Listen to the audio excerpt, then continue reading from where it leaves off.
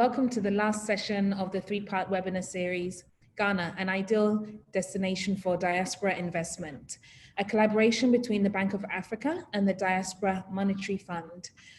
Ladies and gentlemen, my name is Letitia Brown and I'll be your host this evening. We have another evening packed with great content as we hear from some key thought leaders in the area of real estate investing. But before that, let's just do a very quick recap over the last two sessions. The first week, we had a really exciting opening session. We heard from Mrs. Akofa Dakwa. She's actually the General Manager of Enterprise Risk at the Bank of Africa. And she was really kind of giving us an insight as to, how Ghana is performing as a country, telling us about the very positive macroeconomic indicators, and really highlighted the fact that Ghana is still outperforming its peers in sub-Saharan Africa and actually growing at 6% per annum. We also had Yofi Grant on that call, and Yofi Grant is actually the CEO of Ghana Investment Promotion Center. He was really talking about how the investment promotion centers invested heavily in ensuring that they have a very strong digital presence. So their website is full of information around investing in Ghana, and any sectorial, specific sectorial knowledge that you may need will be able to find on that website.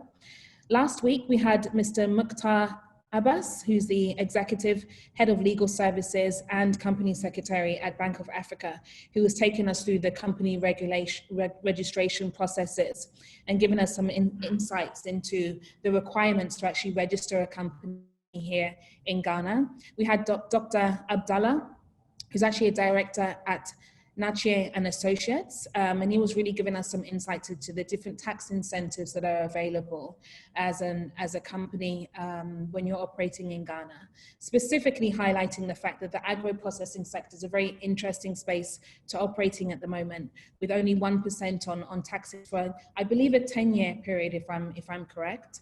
And we had Mr. Kalis Beju, who was really giving us an insight into the investment space, mutual funds, trust funds, etc., and also given us a bit of a highlight on the fact that we now have an alternative exchange in Ghana and the opportunities that presents for SMEs that may want to raise money by taking their company public.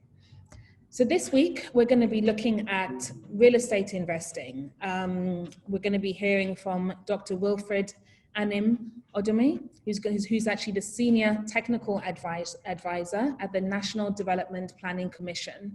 And he's going to be speaking to us about what to look for when you're acquiring land safely in Ghana. We have Ms. Nana Akua Mafo Doso, who's going to be speaking to us about investing in real estate, and she's the Managing Director for the Listening Bureau. Then we have Dr. Frank Jamfi Yeboah, who's actually the Senior Lecturer at the Department of Land Economy at KNUST, and he's going to be talking to us about mortgages. And finally, definitely last but definitely not least, we have Mr. Alex Ajay Amponsa, who's with the Bank of Africa, who'll be talking to us about how Bank of Africa provides support for the diaspora. So we have a very action-packed evening planned for you once again. So on that note, I'd just like to say thank you very much to Mr. Kobi Anda, the Managing Director for Bank of Africa, for supporting this fantastic idea of collaborating with the Diaspora Monetary Fund and sharing this information with all in the diaspora that may be interested about coming back to Ghana and setting up a business here, or just contributing to the development of Ghana in different ways. I'd like to take the opportunity to welcome our first speaker, who is Dr. Wilfred Anim Odame. And we're going to talk about what to look out for when you're to acquire land safely in Ghana. Thank you very much, Letitia. You want to help me by sharing the screen with the audience? Yes. Yes, thank you very much, Letitia. Let me also add my voice to commend Mr. Kobi Anda and his team at Bank of Africa for creating this platform. It's indeed a pleasure for me to be on this program, and I'm very grateful to the organizers for inviting me. Next slide, please. Yes, for the next 15 minutes, this is how I'm going to engage you in the conversation. I'm going to briefly walk you through the fundamentals of the land market in Ghana, and then spend a little more time to settle on the steps that you all need badly to take for safe land acquisition. And then I'll wrap up with my concluding remarks. Next, please. Tonight, I intend to achieve two main objectives. And the first is to deepen your knowledge and understanding on the land market in Ghana. And then also attempt to provide you with some tools that you will require at all times to achieve a safe land transaction in the country. The land market, as you may know, is a very specialized one, particularly in emerging economies such as ours in Ghana. The land market is very unique in the sense that there's no central market. Every land is unique and fixed in location. It's therefore very important for us to understand the fundamentals of the market so that we can appreciate the dynamics. We tend to say we are purchasing land or we want to purchase land, but in real terms, that transaction is a contract for a lease. So land acquisition is a contract for a lease. And that gives us the opportunity to appreciate the fact that land and the law are inseparable bedfellows. The ownership of land in Ghana is underpinned by both customary and statute law. And for that reason, we have to appreciate that it is highly capital intensive and also a long-term investment vehicle. Whenever we make an attempt to buy a piece of land, we should be mindful of the fact that we are not only buying the land mass, but we are also buying a bundle of interest and rights, which I will discuss further in the next slide. Therefore, let me say this clearly for you to watch as an indicator that as soon as the thought hits your mind that you want to spend some money to buy land, please, you have to trade cautiously. Take a break, process your thoughts carefully before you make that decision, because it is capital intensive and it is a long-term investment journey that you seek to undertake. Next, please. Next slide, please.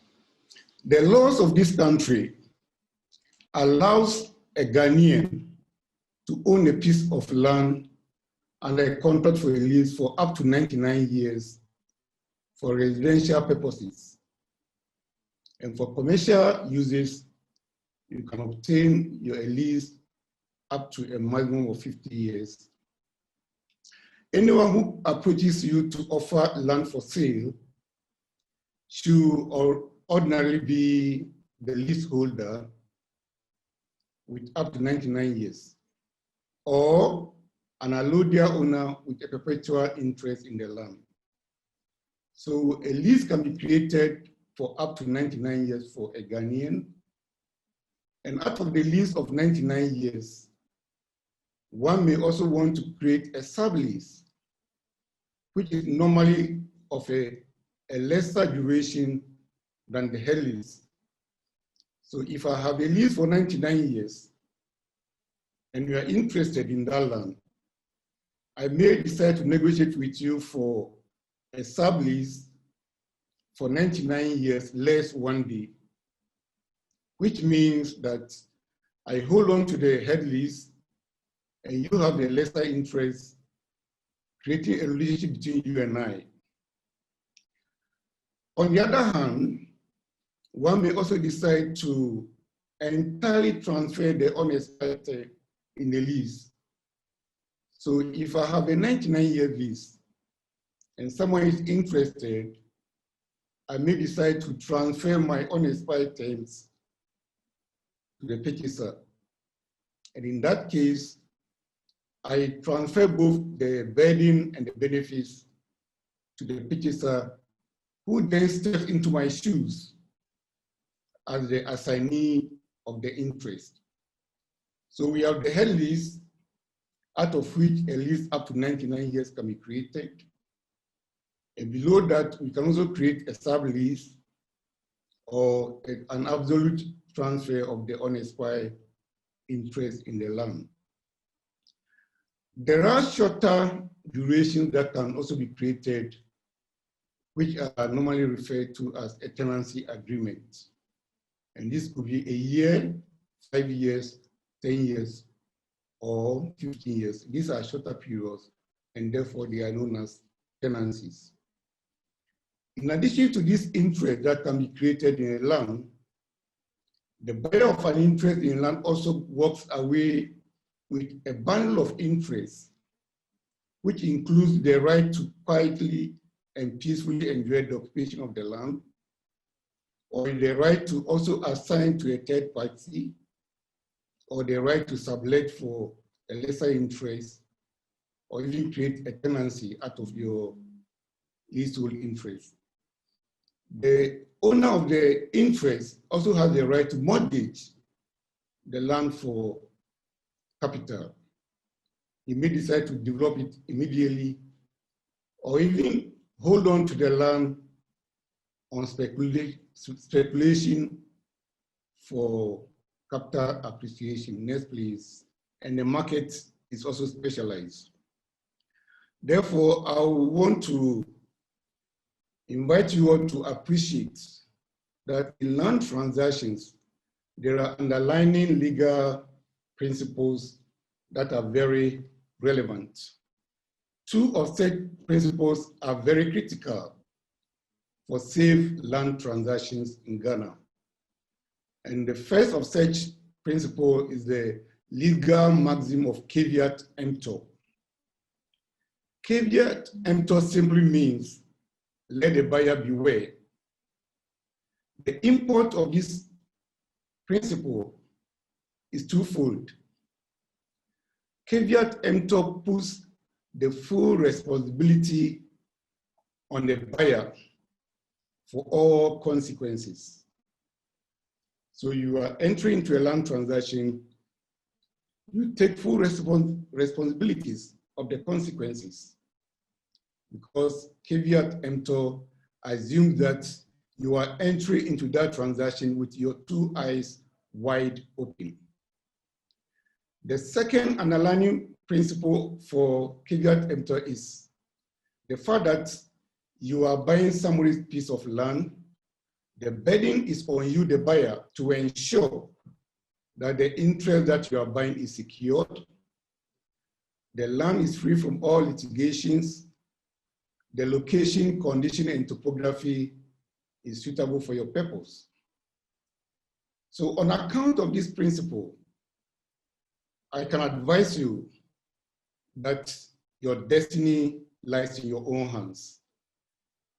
As the purchaser of land, you have every right to investigate, to interrogate, to inspect, to ask questions, to ensure that you are buying a land that is free of litigation. So the burden is on you, the purchaser. How do you comply with this principle? What do you do? Or what do you have to do? The secret is due diligence. You have to undertake due diligence from the beginning of the process up to the end of the process, particularly the processes leading to payment. For the past 30 years of my experience in land administration in this country, I've come to realize that Ghanaians in diaspora have very short time on vacation when they visit Ghana. So they tend to rush through land transactions without following the A to Z of due diligence. I want to advise strongly that remember always that land is capital intensive and it's a long-term investment. Therefore, it requires due diligence in the processes. It is absolutely essential for you to know that the owner of the land who wants to sell his land to you needs your money more than you need his land. Therefore, don't allow yourself to be pressured into land transactions. Don't allow yourself to be rushed into a land transactions. He needs your money more than you need the land.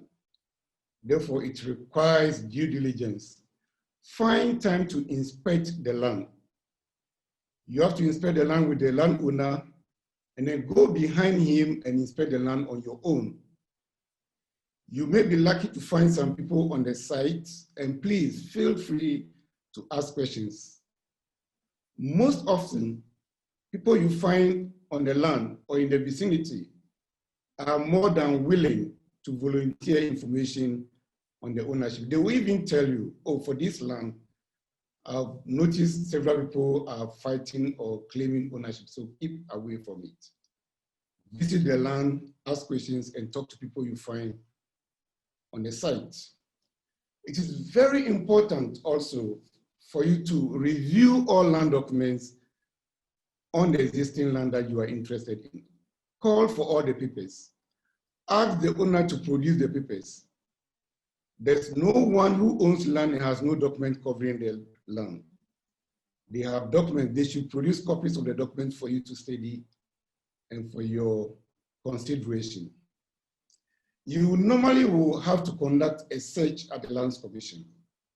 And all that you need for the search is either a parcel plan or a cadastral plan. A parcel plan is a sheet of paper with a polygon on the paper showing the shape of the land. It could be rectangular, square, triangular, or any shape that you can think about. When you have that paper with only one polygon on the side on the paper, it means the plan is a cadastral plan. In some cases, you have a parcel plan. A parcel plan will also be a polygon in the shape of a rectangle, a triangle, a square, or whatever you have, in relation to other plots on the same piece of paper, showing the roads and the road network. More or less a scheme covering the immediate vicinity with your plot edge in pink or red. When you have such a plan, that plan is referred to as a parcel plan. So you walk to the Lands Commission with your plan and conduct a search at the Lands Commission. You normally will find the search report giving you the root of title. And the root of title is simply the historical history, the historical facts on the land. And sometimes it could be very technical. So the advice I want to give to prospective landowners is to always seek professional advice from a land economist who is also known as a valuation and estate surveyor or a valuer, or you may decide to walk into a lawyer's chamber and seek an advice from a lawyer who will read the search report and help you to appreciate what the report says. Your search at the Lands Commission is basically giving you the history on the land, but you need to go beyond that to also conduct another search at the assembly that will indicate the permissible use for that land. Every land has a specific use, and you can obtain that information only from the assembly. There are other two legal requirements that you need to take as part of your due diligence leading to the process of payment. The burden is also on you, the purchaser, to ensure that you are dealing with a landowner who is mentally competent. That person must have a sound mind. You don't want to be dealing with somebody who is not of sound mind and maybe dealing with somebody else's land. So the first legal requirement is you need to deal with a landowner who is mentally competent and also of the legal age. And you know in Ghana, the legal age is 18 years or above. If you deal with a minor in a land transaction, I'm afraid that transaction can be voided in court. A minor has no right to sell, so you don't need to deal with a minor. Please always buy lands that are already registered. That will minimize your risk. Next, please.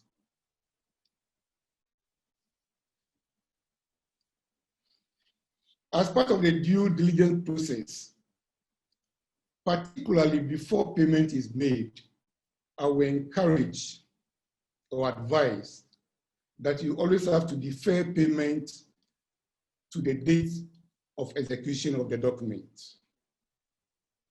On the date of the execution of the document, make sure that before you append your signature to the document, you have allowed yourself ample time to read through the document carefully. Remember, it is a contract between two parties, and every contract, as you know, comes with terms and conditions that are to be fulfilled. So you need to find time to read the document thoroughly and make sure that all T's are crossed and all I's are dotted. The two parties in a transaction, that's the purported landowner and the purchaser, must sign the document to fulfill the ingredient of offer and acceptance. In addition to signing the document by the parties, you make sure that two witnesses are available to sign on behalf of the landowner, particularly if the landowner is a chief or a family head. You need at least two principal heads of the stool of the family to sign alongside the chief as witnesses. Make sure that your document that you are executing contains a paragraph that describes the land. And remember that you may have earlier on visited the site. So if you were taken to a land at Ajiringano, you should expect to find the description in the document stating that the land is sited or located at Ajiringano.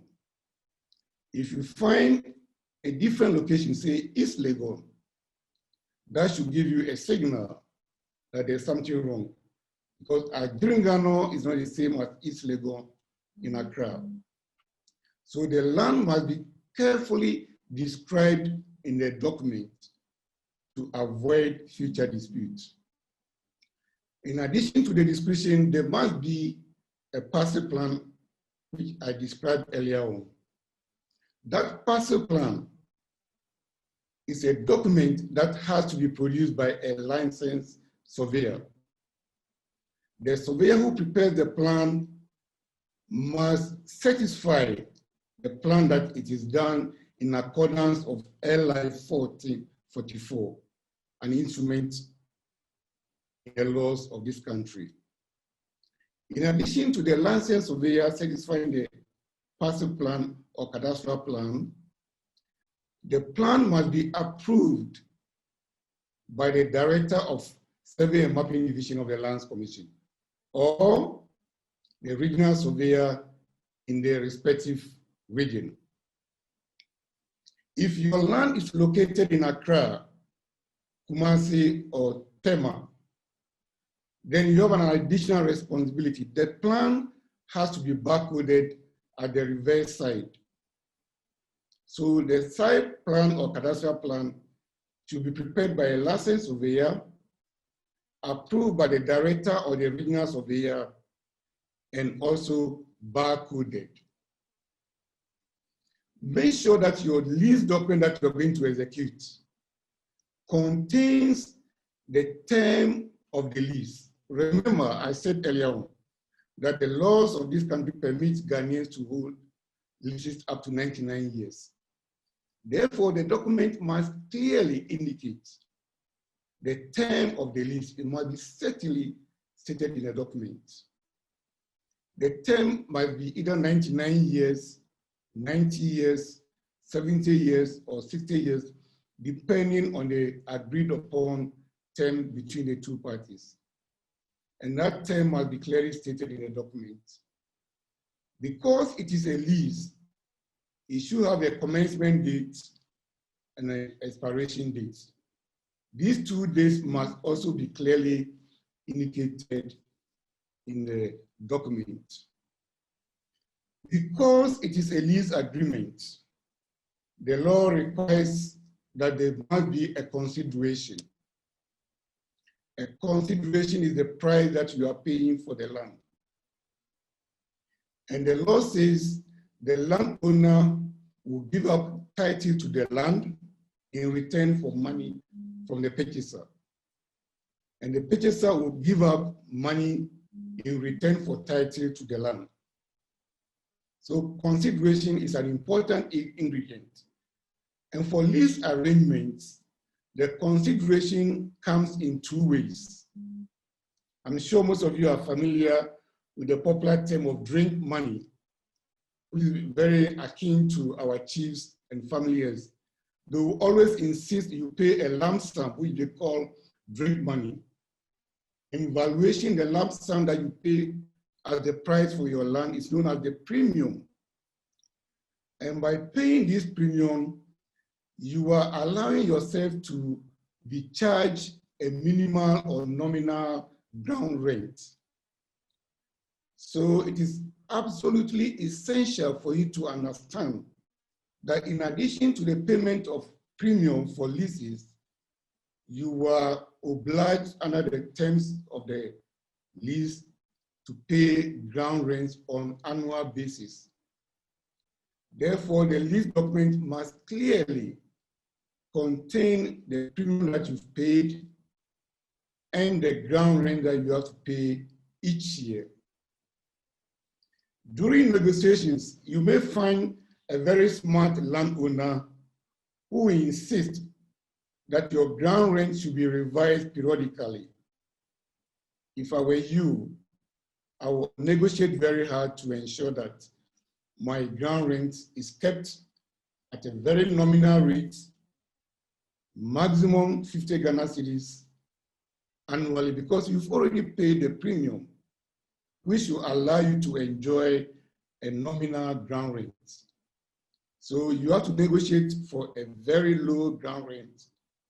And if you have a strong bargaining power, you should try to avoid a periodic revision of the ground rate. Next, please. The second cardinal principle in law, which is very, very important in land transactions, is the Latin expression of nemo dat quod non habet, simply known as the nemo dat rule. The rule simply means that you cannot give what you do not have. And this is very, very important. Watch this carefully. This principle also has 2 consequences. First, it means that the person who is selling the land to you should have the capacity to transact with the land. And what do I mean by the capacity? If you are dealing with an individual as a landowner, that individual must be the true landowner. He must be the true landowner to have the capacity to transfer the interest to you. If you are dealing with a stool land, you know stool lands have stool occupants. It means that whoever presents himself as the landowner must be legally or lawfully recognized as the stool occupant. And there are several ways of checking whether he's indeed the true occupant of the stool. In every region that you visit in this country, we have regional House of Chiefs. They are very willing to give you details of all the chiefs they have in their regions. If you happen to transact with a family land, this cardinal principle of nemo dat quo non habet requires you to verify the capacity of the family head. You should have the capacity to deal with the family land. And I will encourage or advise strongly that throughout the negotiation period, make sure that the chief alone or the family head alone does not corner you in a room and conclude with you. Make sure that at all times you have two principal elders of the stool or the family. This principle also requires due diligence. You need to be convinced that you are dealing with a true owner who has the capacity. You also have to go the extra mile to verify all documents relating to the land they are transferring to you. And once again, I would recommend you seek professional advice from a evaluation and estate surveyor or evaluator who is trained in land economy, like Dr. Frank Jemfi, who is speaking on this platform. Or you may want to engage a lawyer to help you in the process. Next, please. Next, please. Having gone through the processes leading to execution and payment, you will have a document in your hands indicating that you have evidence of ownership. Indeed, ownership of land must be supported by evidence. You cannot claim to be the owner of the land without any evidence. And the best evidence that you need to show as the owner of the land is a registered document. You have to register your document. And there are two registration systems in Ghana. We have two registration systems in Ghana. In the Greater Accra region and part of Kumasi, we have the land title registration system. And the land title registration systems allow people with documents to register their documents, which will lead to the issuance of a land title certificate. In all other areas, all other regions, excluding Accra and Kumasi, we have what we call the deeds registration system. Under the deeds registration system, you submit your indenture for registration. At the end of the registration, a copy of the indenture will be given to you with a unique registration number on it. When you have your document that has been executed by the parties, before you start registration, you need to go to the Register of Lands Court to swear an oath.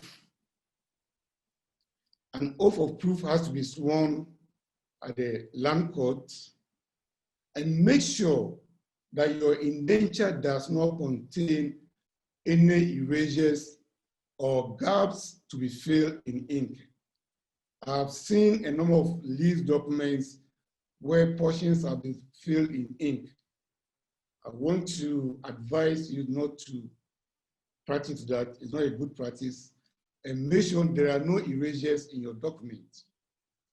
Before you submit your document for registration, please visit the Lands Commission office and acquire a copy of their checklist.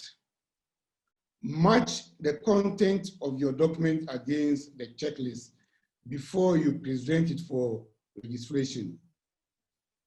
The better the document, the shorter the registration period. If you fail to comply with the checklist, I can assure you it will take more weeks or months for your document to come out of the system. There is a pre-registration requirement for every land transaction. The law requires every property purchaser to pay what we call stamp duty. So it is known as a pre-registration requirement. Before you submit your document for registration, you first and foremost have to present the document to the Land Valuation Division of the Lands Commission. In Accra, you can find them at cantonments where a new one-stop shop has been built as Client Services Access Unit. You submit your document there. The document will be assessed for stamp duty, and you'll be required to pay your stamp duty before registration. The two parties in the transaction, the landowner and the purchaser, both have to pay land tax.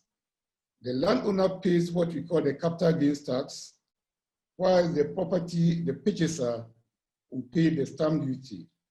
So the burden is on the purchaser to pay the stamp duty, whereas the landowner who sells the land to you will file in at the Ghana Revenue Authority and pay what is known as the capital gains tax.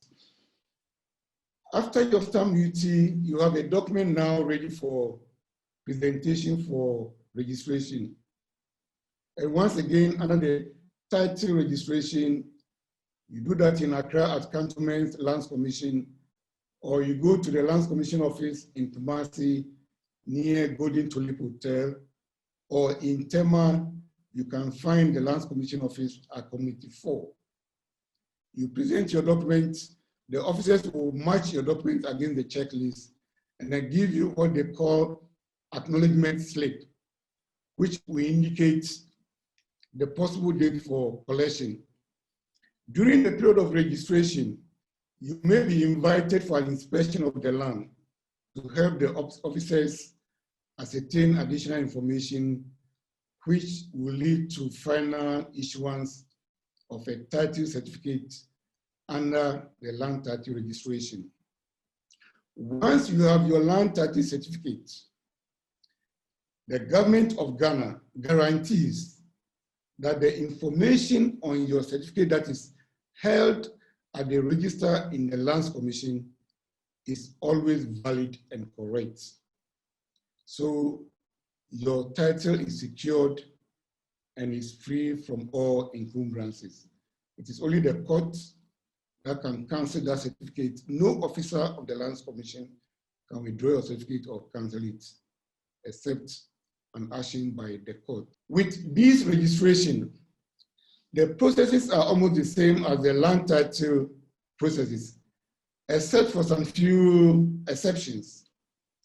For this registration, your parcel plan or cadastral plan must not necessarily be barcoded, but you still have to comply with the checklist at the Lands Commission. The plan still has to be signed by a licensed surveyor and approved by the director. You also still have to submit that document under this registration for stamp duty assessment and payment at the regional office of the Land Valuation Division of the Lands Commission. Under this registration, you have to proceed to the regional office of the Public and Western Land Management Division of the Lands Commission. You can find this division in all regional capitals. When you submit your document, you'll be given an acknowledgement receipt, which will provide you with the possible date for collection. But for this registration, unlike title registration, you will need a tax clearance certificate before a unique registration number is issued.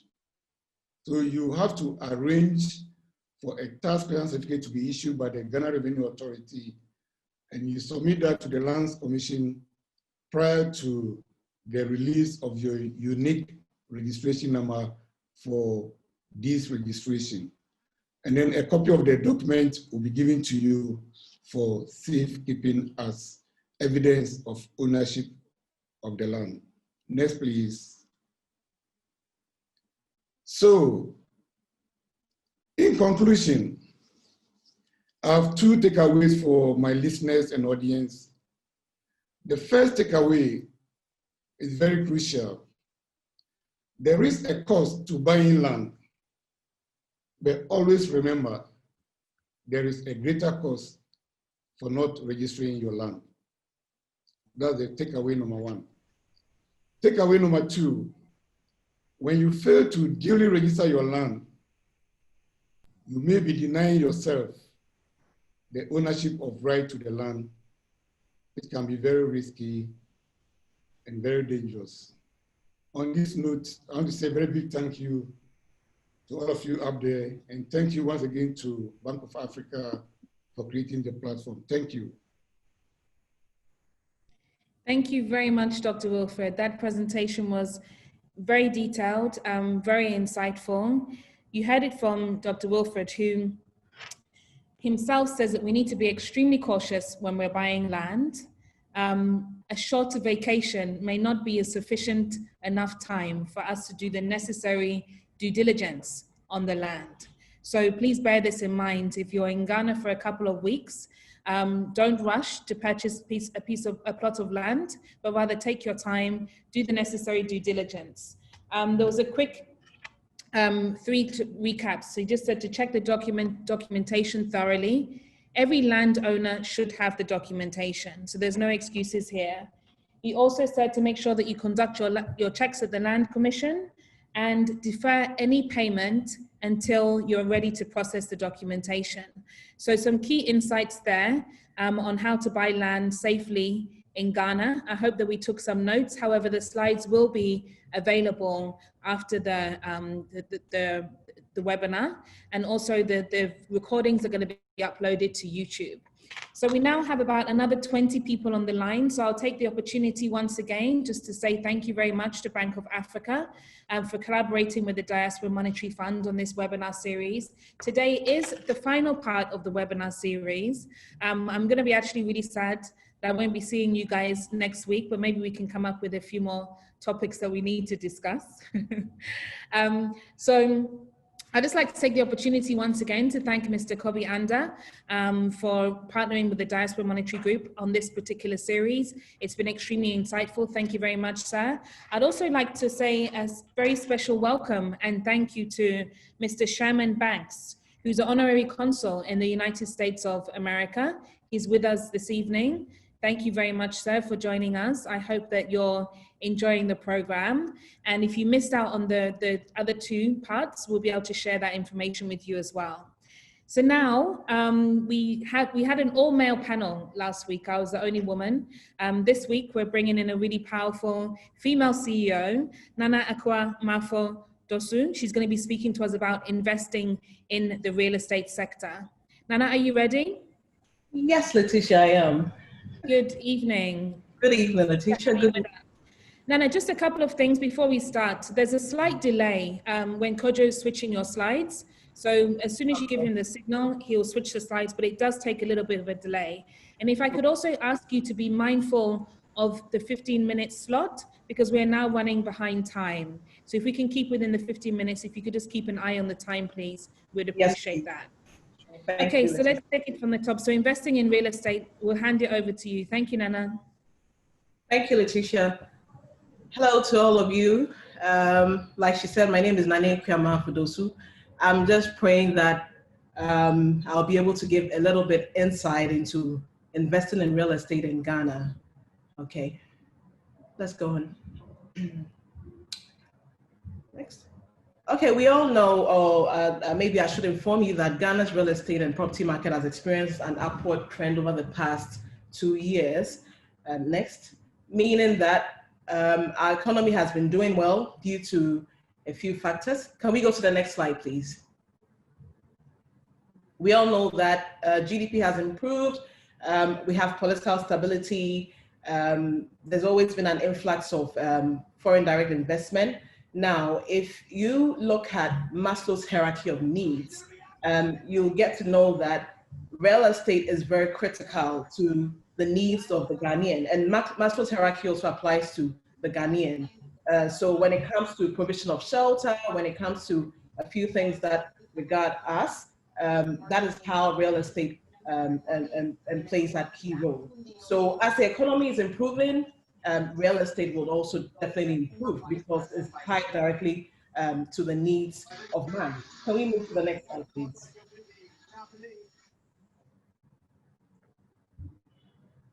Okay, now I'd like to draw your attention to the types of real estate that you as an investor should know of, and that currently pertains to the Ghanaian economy. We have both the residential real estate, which is basically the ones that most of us do for personal use.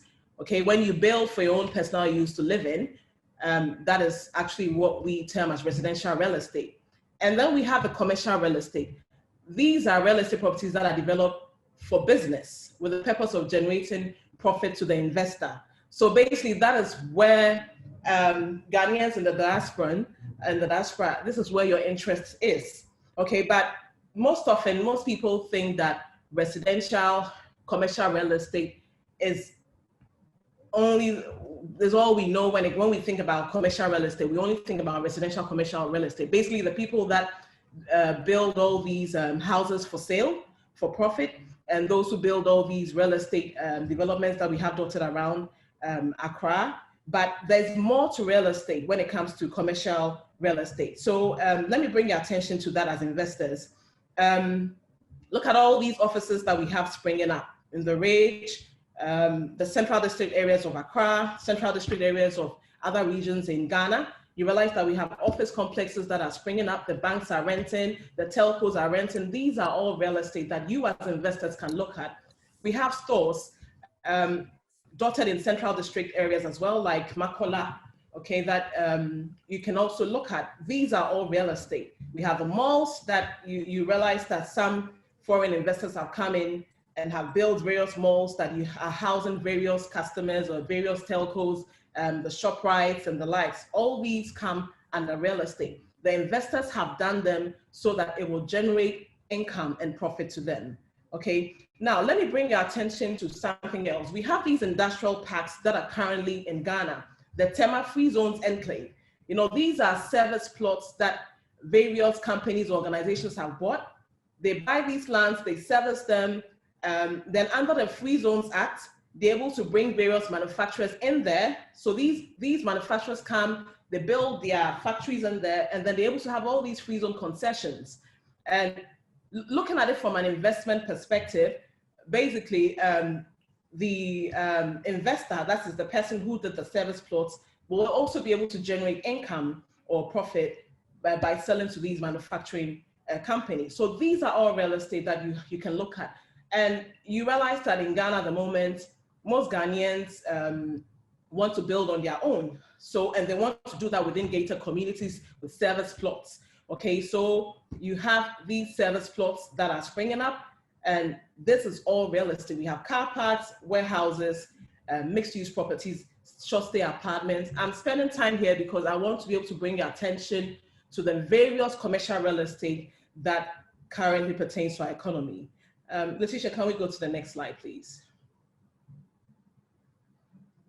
Now, basically, as an investor, you need to know where we're coming from, where we currently are, and where we're going. And so that is why I want to tell you a little bit about our history. Now, when we say residential or commercial residential real estate, that is my concentration here. I'll talk about commercial real estate later as well, but the residential bit, where people are building for profit or building to sell or for various reasons, but with the sole purpose of generating profit, which is where you fall as investors. And the whole thing started somewhere in the 60s after independence, when government decided to make housing a policy in Ghana. The government got interested in housing because we had housing needs as a people. And then they set up two organizations, the State Housing Corporation and then the TDC. Letitia, we can go to the next slide. I'll build it up from there. So basically what happened was, I wouldn't say that people were building on their own, which is what residential real estate is. But you know that that's had its own challenges. One land will be sold to several people. One land could be sold to 5 or more people. Landowners were not being genuine about it. There are so many issues with land acquisition, and people were, for that reason, were not able to build houses without problems. And state housing itself also had a few issues in the sense that the subventions and the grants that were given them were dwindling, okay? And they were not able to meet supply. For that reason, that created the fact that people were having problems building on their own, and state housing, TDC were also not being able to create meet the demand, the existing demand. That created a big opportunity for private developers to come into the picture. And that is how come we saw various developers at that point coming into the picture, like Parakou, which was a Lebanese company. They were the first. And then we had Regimanuel and Bank for Housing and Construction and the likes. They all came to do various joint ventures like the Redco estates that we know of. That basically is when we started seeing various private investors coming into the picture. And based on the government's policy as well, the directive by the government, they decided that these private developers come together to form an association, and that is how Greta was born. So all these came from a need that our housing needs, we had housing needs. So this is SNIT, I think I'll skip it. We all know that SNIT at the moment with our pension funds is investing heavily in commercial facilities and other forms of real estate. Now, let me draw your attention to this chart, just to give a little bit of insight. Now, if you look at this chart from the Ghana Statistical Service, look at the distribution for compound houses, way up there. Now, what are we saying? We're saying that our housing distribution, most people are found in compound houses, okay? Now, looking at the typical Ghanaian, after they live in a compound house, the next thing they want to do is own their own house. Either they're going to buy or they're going to one developer or so to arrange a mortgage of some sort to be able to own their own home. It is every Ghanaian's dream. So you realize that we move from compound houses, straight away we move into these detached and semi-detached houses. And you realize that the distribution for the semi-detached houses is also a little lower than the detached houses because after being in a detached house, even not for any particular reason that you have a smaller family size, the next thing you want to do is move into a bigger house with your own compound, not necessarily sharing services with anyone. So that is what you have there. Now, why I'm presenting this to you as an investor is that I know of investors who feel that based on the demand for housing in Ghana, they're investing in compound houses for rent, okay? And like you also know, some are also already building various homes within estates, gated communities that are detached and semi-detached houses. So this is presenting a picture to you as a developer that you can decide to come in and even build compound houses, depending on the payback and then the payback that you're looking for. You can decide to come and invest in compound houses because a lot of Ghanaians have a very high demand for it. Or you can decide to come into semi-detached and detached houses because Ghanaians definitely, the way we get better with our housing issues is that when we move from our compound houses, we're going straight to detached and semi-detached houses. So this is relevant information to you as an investor to know where you can play. Can we move to the next slide, please? Next slide. Okay, so I won't spend too much time here, but basically this is, as investors, you should know that various prices of houses and real estate is relatively high in certain areas in Ghana for various reasons. Location, as we all know, is critical to real estate. Depending on the location that you invest, your returns will be directly affected. Another reason why we have, or another thing that affects our prices as a people or as Ghanaians is our land ownership system. I think we heard Doc talking about it. It's quite complicated. Trying to get safe land is not that easy. It causes our lands to be slightly expensive, and that affects real estate as well, okay? And you know that as investors, when various or new developers come in, it's not that easy being able to access funding to be able to bring up a lot of real estate developments. The funding is very expensive in Ghana, and based on the risk acceptance criteria of these banks, it's almost impossible to meet them. So accessibility to funding is expensive, capital is expensive in Ghana. We have cost of servicing the land. We know that infrastructure is very, very expensive. Just to go back to history, when state housing started developing these housing units, what they were doing is that because they wanted to meet demand for the civil servants, they wanted to be very affordable. So you realize that they were not investing much in infrastructure. Okay, so you go, they have these units and the roads weren't done, hoping that the government will come in and sort out these roads for them. So investing in real estate, the cost of servicing the land actually affects pricing a lot. And you know that we also rely heavily on imports. Okay, so these are the other side. You see there are factors that influence demand.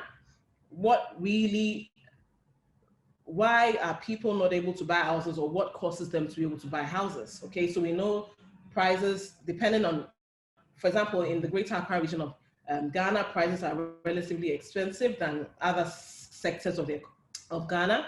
We have affordability, interest rates. We know that mortgages are not that easy to come by in Ghana. The risk acceptance criteria, which means that what are the banks looking out for? Who is liable for a loan? You know, these factors are all things that causes or makes it very, it's not that easy for people to be able to assess various real estates. We have economic growth and real incomes and amenities. People want to be able to know that I'm coming to buy this house. What amenities are there in? Are there recreational areas and all of that? Okay, the next slide, please.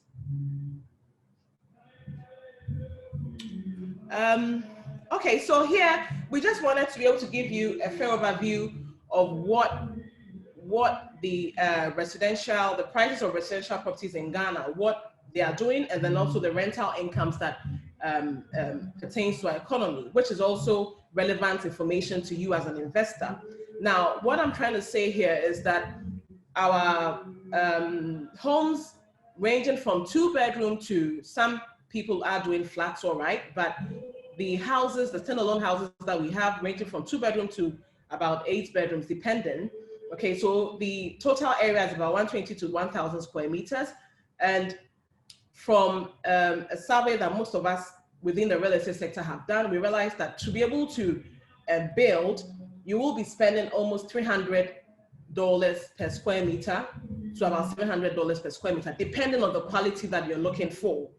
Okay, and I've been able to identify, just to let you know, that the rent income that pertains to various units across Accra, we have 2-bedroom units, we have which basically for the middle income ranging between $100 to $150. So basically that is the information I provided over there. And you will notice that the upper class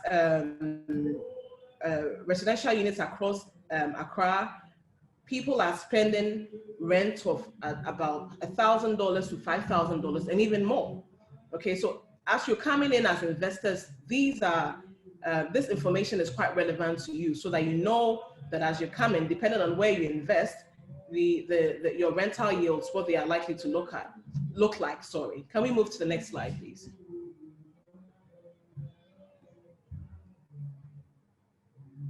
Okay, having discussed commercial residential real estate, okay, I also want to bring your attention to commercial facilities. That is if you as an investor should decide to invest in offices, malls, and the likes, okay, which are not for residential, but for business activities, there are certain things that you should be looking out for. Okay, so your location, depending on your target market, you have to look at your location. You know, these corporates are looking for prime areas. And one thing that is critical to the success of any commercial facility that you put up is the fact that what customer mix, who are you going to put there? Who will be your anchor tenants? Because most of these corporations, who are the main people that need these commercial facilities, look out for who is in that building. Okay, so you have to be able to look at your customer mix, and then the type of businesses that will be within the facility. So we have, you also have to look at the aesthetics. You need to get architects, because you are competing with other facilities, and you'll bear witness that some of these facilities that are dotted around Accra now look very good. They have very good designs. And if you want to come in as an investor to invest in this sector, you need to come up with very, very good looking plans and buildings. Okay, so we've spoken about, I'm speaking here about facilities within. When it comes to commercial facilities, people want to know, do you have enough car park? Is there an eatery? Is there a place that our staff can eat? Are there elevators? Even the health and safety standards, what health and safety systems are in place? I quite remember quite recently I was dealing with, I can use Nestle. It's not Nestle wanted a building, and basically they came into that building and there was no fire exit, and straight away that was a no-go area for them. So these are all things that you need to look out for as an investor when you're coming to when you decide to invest in commercial facilities. Okay, so can we move to the next slide, please? So we're still talking about commercial facilities and how much they are renting for in Ghana. As an investor, you should know that depending on the facilities that you put in, typically because of the amenities that commercial facilities come with, like the lifts, you need to be able to take care of disability friendliness, you need to be able to take care of health and safety, and all of that. For that reason, constructing commercial facilities in Ghana is slightly more expensive than the residential units. They are doing about $450 per square meter to about $1,000 per square meter.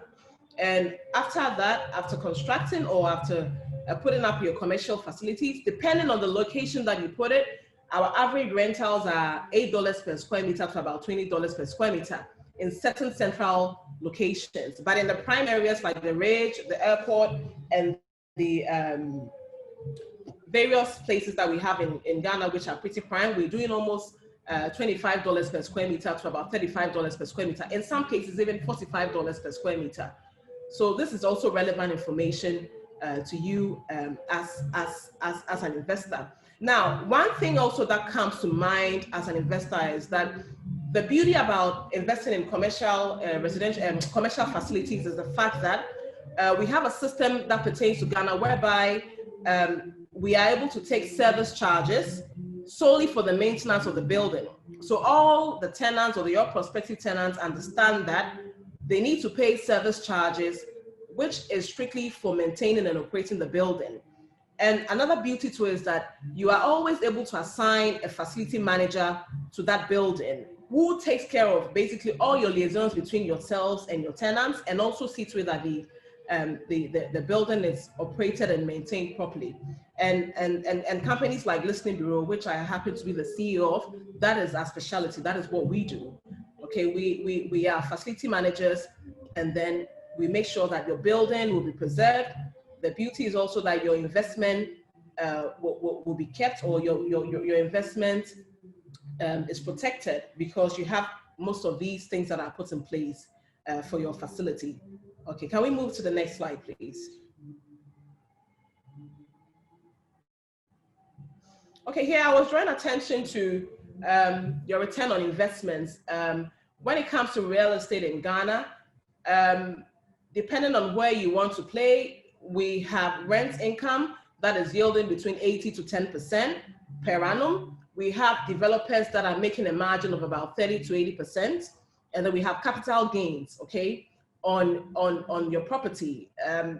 If you bought a property today, in a few years, it will be worth more than you bought it for. So we have various capital gains also that pertains to real estate. So it looks very promising to be able to invest in real estate in Ghana. Can we move to the next slide, please? Okay, here we were talking about various prospects that you can look at for both your residential and your commercial facilities. We have people, the telcos are looking for places, their staff are looking for places to live. And investment bankers are looking for places to live. The investment banks themselves are looking for places to rent for their offices. So we have key prospects in various industries that will become your prospective clients should you invest in Ghana. Can we move to the next slide, please? So here we were saying that what do the prospective clients look out for in a property? Now, why I want to draw your attention to it is that definitely you are coming to invest so that your builder will not be lying idle, or you will be able to sell. Okay, so there are certain things that you need to be able to look out for as an investor when it comes to your design, and this information would help you. You need to look at, for when it comes to residential, depending on whether you want to play in the upper income region or you want to play at a lower, what you have to be able to consider the space. Ghanaians like big kitchens, Ghanaians like big master bedrooms. All these are factors that you need to look at. If a Ghanaian walks into your building and your kitchens are not sizable and your master bedrooms are not sizable, you have problems, and you will probably invest and will not be able to meet the returns you're looking out for. For residential too, they are looking at their security, they are looking at accessibility, what are the roads that lead to the place. Even now, connectivity, people are looking for real estate that has fiber optic cables laid. You know, most of these high-end facilities or high-end estates that we have internet connectivity even before the client moves in. So our clients have become very sophisticated and they are looking out for some of these things. So you need to be able to consider all these factors when you are coming into real estate. Okay, so, and Ghanaians are also very particular about warranty. What happens to my building? If I should have any problem with the building, we are having to even now put some of these warranty periods within our contracts, and because they are concerned. Okay, so what lease period am I having? Are you giving me 60 years or more? We've noticed that Ghanaians, when you're buying real estate now, are more concerned about how long they will be able to hold before renewing their lease. Okay, and even now, estate management has become a concern. How will the estate be managed?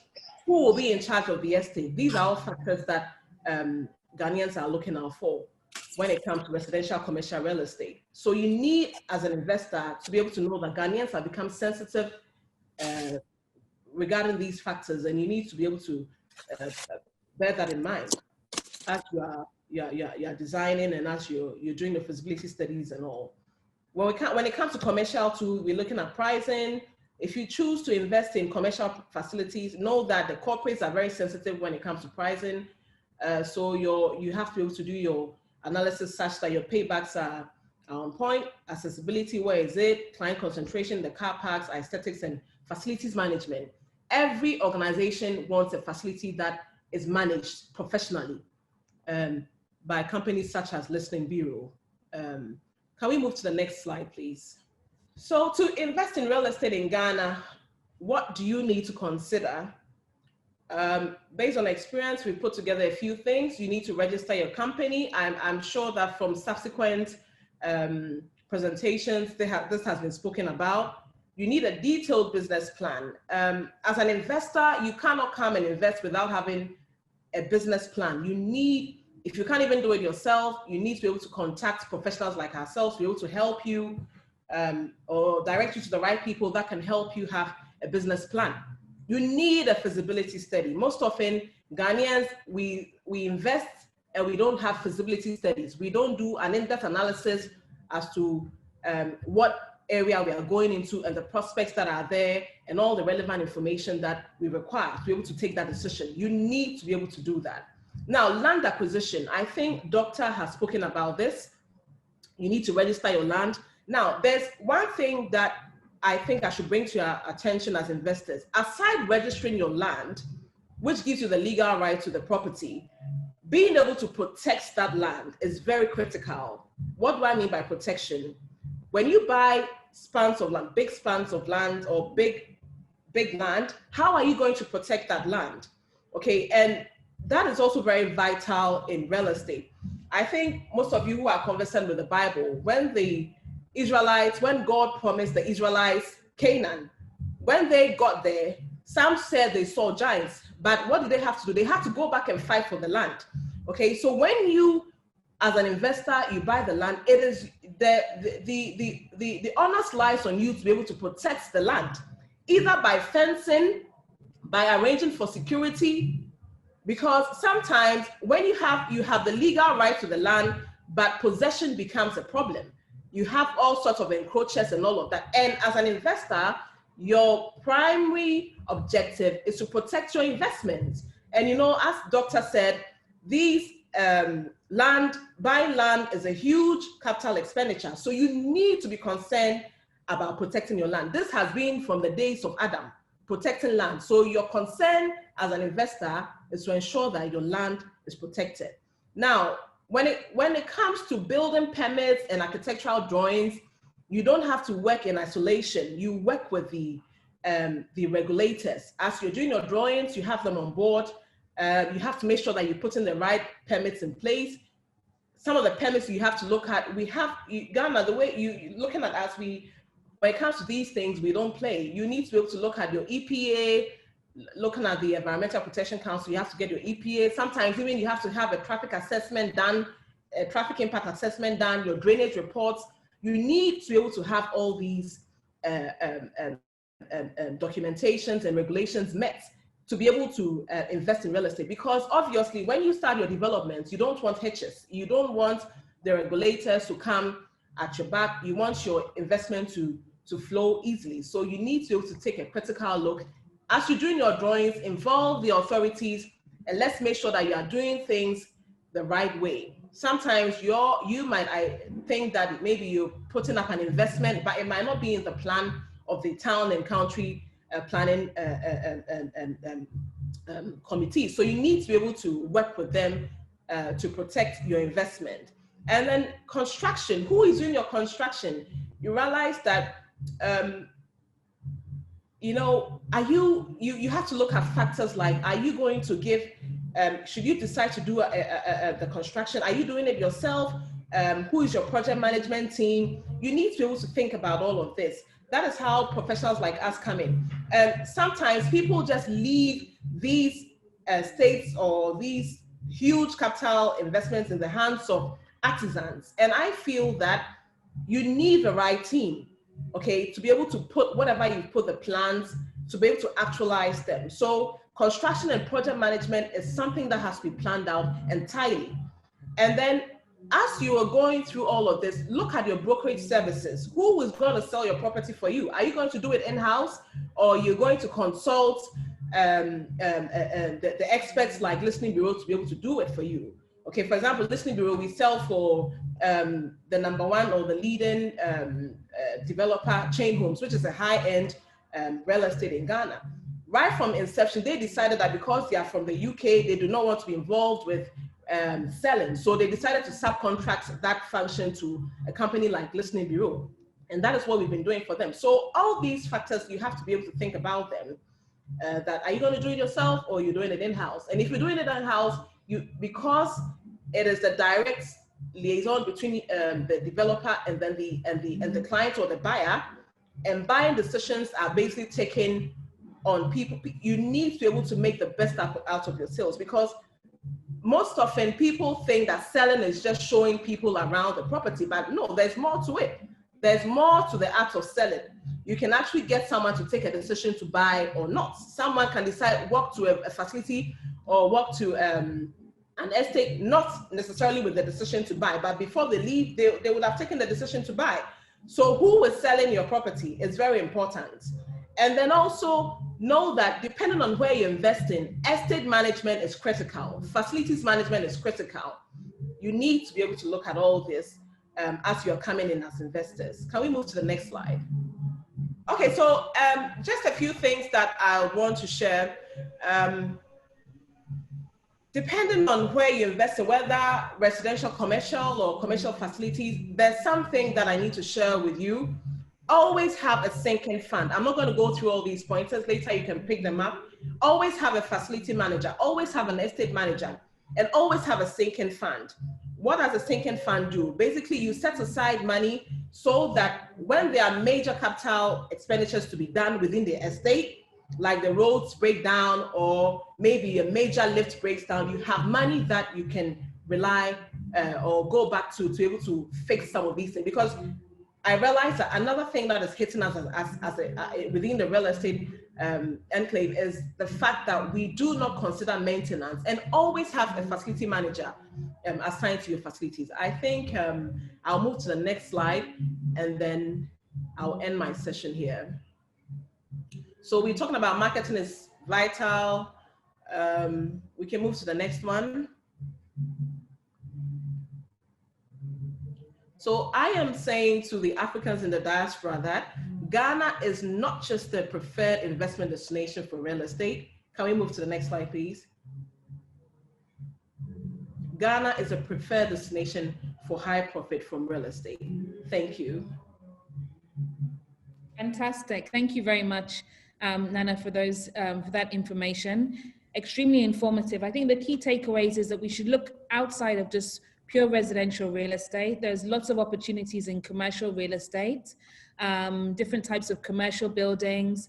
She also gave us an indication as to the cost of real estate in Ghana, which is really critical.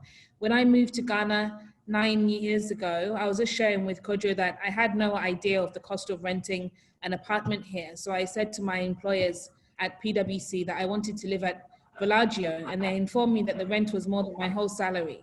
So I think it's really important that, you know, we do this necessary research before moving back. Sometimes the rent can be double what you're paying in America or the US or in the UK, for example. So thank you very much for that information. We're quickly moving on to Dr. Jamfi Yeboah. He's going to be talking to us about mortgages. Mr. Yeboah, are you on the line? Are you ready? I'm here, yes, I'm ready. Fantastic. So as you know, we're now running considerably behind time. It's the evening for us here in Ghana.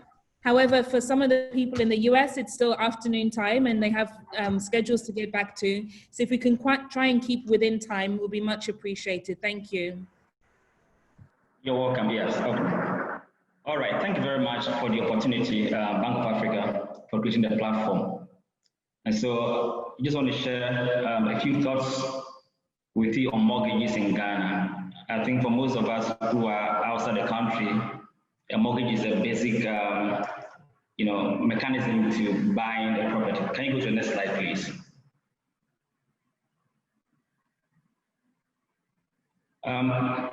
Next slide, please.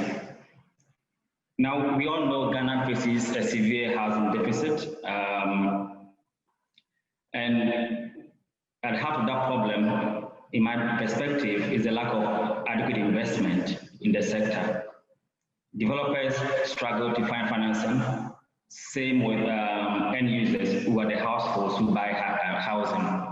But if you talk to developers, the biggest challenge they have, or the way they see it, is that the biggest constraint is on the household sector. They don't have money to buy houses easily, and therefore the demand is ineffective. And so even though there's a deficit, the demand isn't effective to be able to meet any supply that we put on the market. And so that really constrains both developers and households. Can you go to the next slide, please?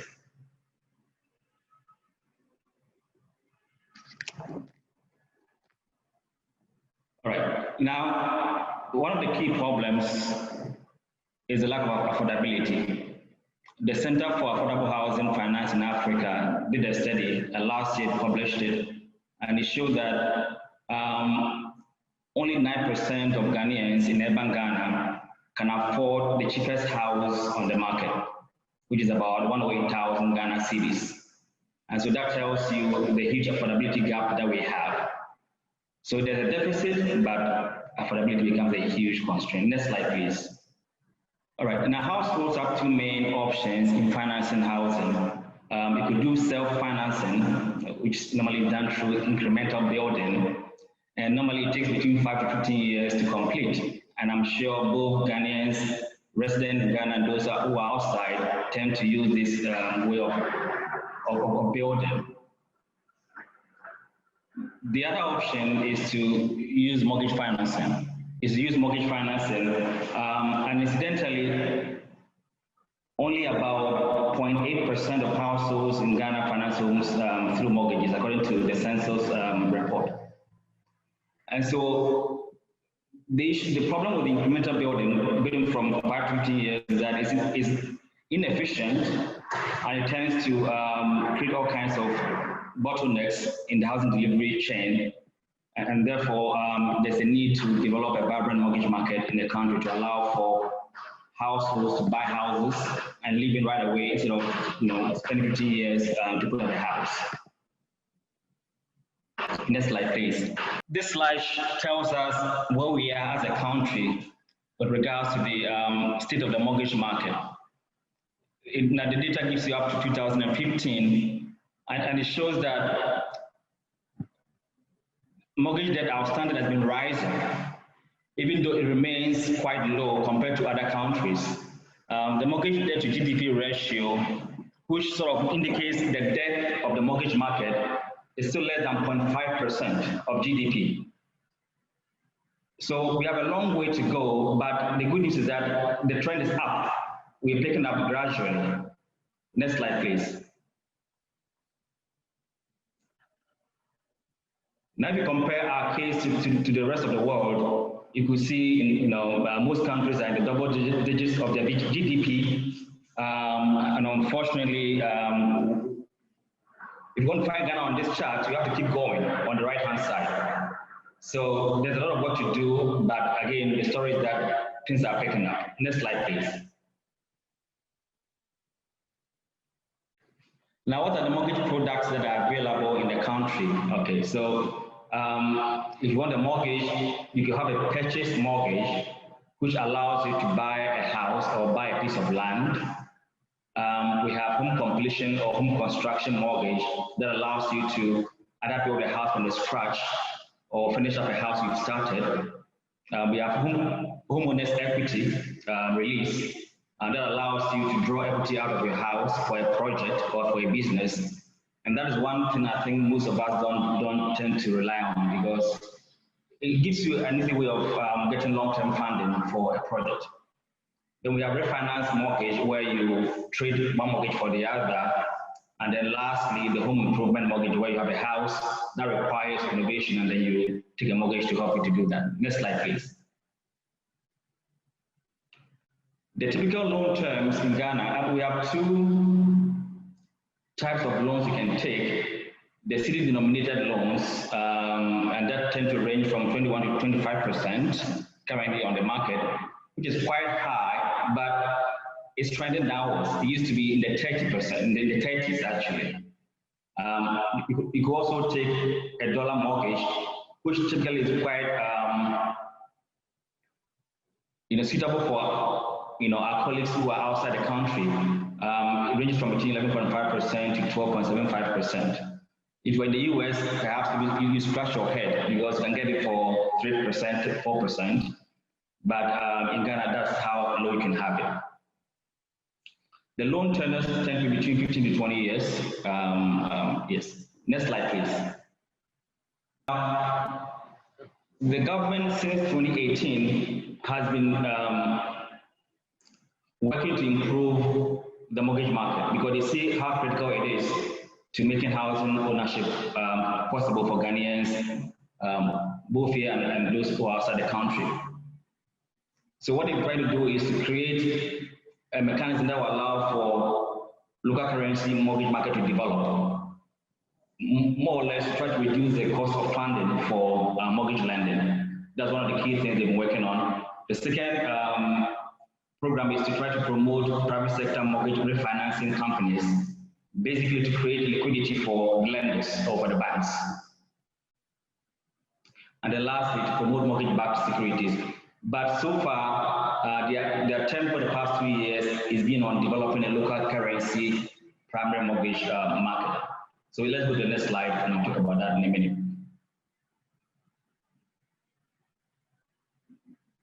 Okay, so one of the programs that we've been piloting over the past 2 years is to try to reduce the interest rate on local currency mortgages to about 12% from the 25% that we saw to be in the market.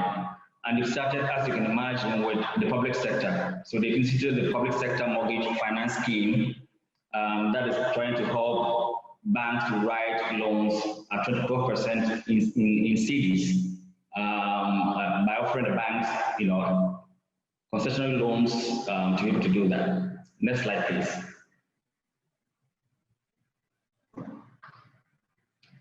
Then the next program by the National Housing and Mortgage Fund is to offer developers construction financing, again, to allow them to build affordable housing.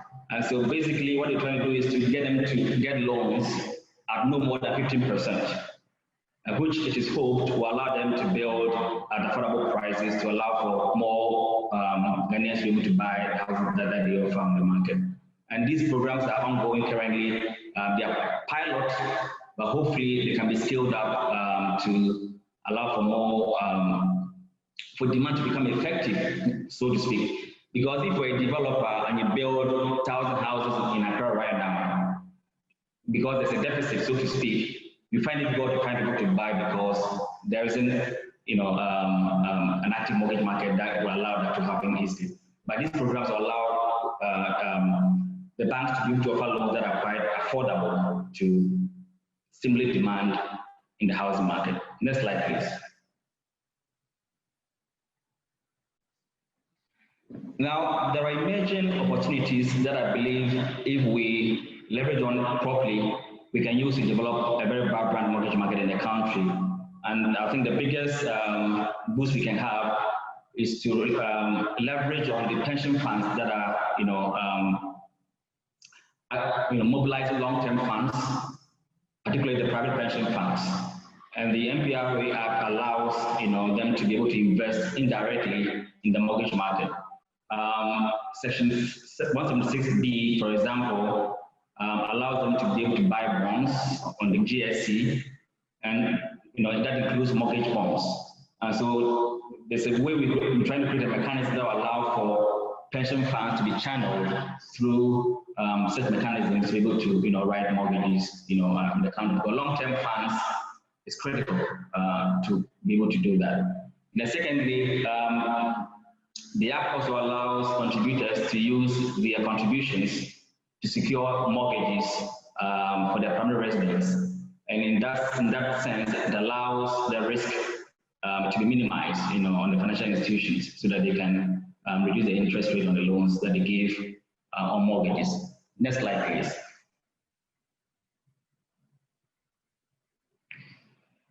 And if you look at the trend over the past 8 years, the private pensions assets have been rising, and as of the end of 2018, it stood at more than 13 billion Ghana cedis, and this keeps rising. And so this provides a pool of long-term funds that investors can tap into to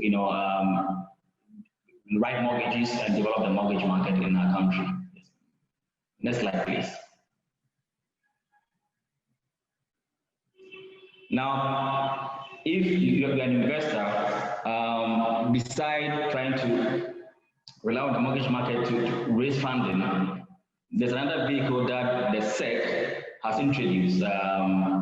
It passed the guidelines last year to allow for real estate investment trust to be set up in Ghana. And this certainly provides a dedicated vehicle for investing in real estate. And the main benefit here is that it allows you to mobilize capital for big projects.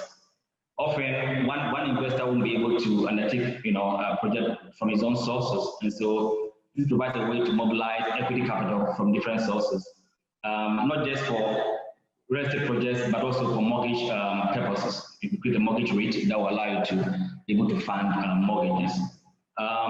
This certainly will improve liquidity in the market and offer investors opportunities to get exposure to real estate. Okay, so besides funding from mortgages, there's also opportunity to raise funding through the REIT regime, which is quite new. No one has taken up yet to set up a REIT, but I think with the guidelines in place, there could be more opportunity.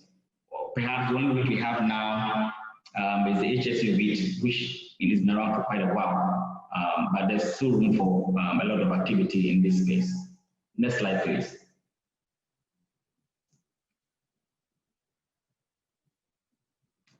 Next slide, please. Okay. All right. So, in concluding, Ghana's mortgage market remains underdeveloped. There's no doubt about that. We can't sugarcoat that. The data, bears it out. But there are emerging interesting trends that are shaking up. More banks are getting interested in that product. Even in the midst of the unfavorable macroeconomic environment, they seem to be interested in getting to that space. Looking at the chart we saw earlier about the trend in the mortgage debt outstanding. Cost of funds remain quite high, and we hope that the government program will help. But ultimately, we have to bring down the benchmark TB rate to be able to get it to a lower level, and also bring down inflation, obviously, in the economy. Long-term funds are not readily available, but I think the growth in the private pensions present a huge opportunity to tap into that long-term fund that has been accumulated.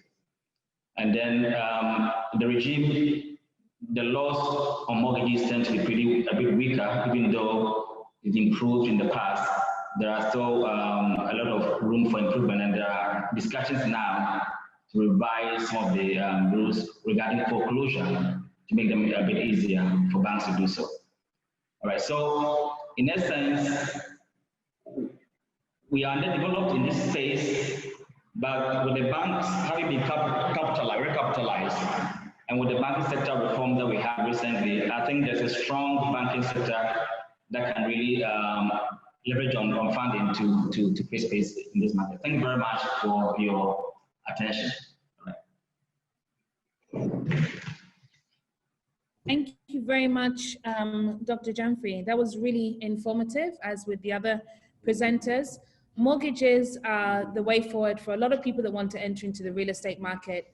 As Doc already pointed out, the government is working tenaciously to try and increase the amount of mortgages that are available to make them more affordable for everybody. So please don't be afraid of the interest rates that we're currently looking at. I know that if you're outside of Ghana, that probably looks a little bit scary. I think my mortgage interest rate of my property in the UK was around 3 to 4%. So when you're seeing 12.5 to 15%, it definitely looks scary, but we're working on it. Okay, so we're going into the next presentation. We're going to be hearing from Bank of Africa's one of their own staff, Mr. Alex Amponsa. He's going to be talking to us about the services and support that Bank of Africa is able to offer the diaspora, not just in terms of mortgages, but just your general banking and financing needs. So Alex, if you could come on, please. And once again, we're about 30 minutes behind time now. So if we can keep within our allocated time slot, or even just a little bit shorter, we can get into the Q&A. The questions are really pouring in, so I hope that all of our speakers are still with us. People have a lot of questions about land, mortgages, property rights, etc. So we're going to jump into the Q&A in about 10 minutes time. Thank you. Thanks for your patience. Alex, over to you. Okay, thank you, Letitia, and good evening to everyone. Thanks for the opportunity. Over the period, we've been, my colleagues and co-presenters have been taking us through what it is we have in Ghana. But we believe that to be able to do all these things require that you should be able to have a way that you can have an account in Ghana, be able to operate them. And therefore, my presentation will basically take you through what we can provide, the support we can provide in order for us to be able to transact and have these operations in Ghana. So we know that one of the difficulties that most of our brothers and sisters in the diaspora community have been facing is how to open accounts in Ghana and run them, how to run their business operations in Ghana, and vehicles that they can invest their funds in there and build up investment in Ghana. And then those who are also doing big time business, how they can leverage on the trade platforms to make sure that they're able to provide trade activities. So what we know is that one of the key difficulties we've been having is ability to be able to open an account. And for example, to open an account you find yourself out of the shores of the country. If you are not careful, you have to send account opening pack to you for you to complete and send to us. And sometimes we say it is not possible. We believe it's possible. So on our website, we are uploading our account opening pack there that it should be possible for anybody who wants to open an account, be able to download it, complete it, and then send it to us.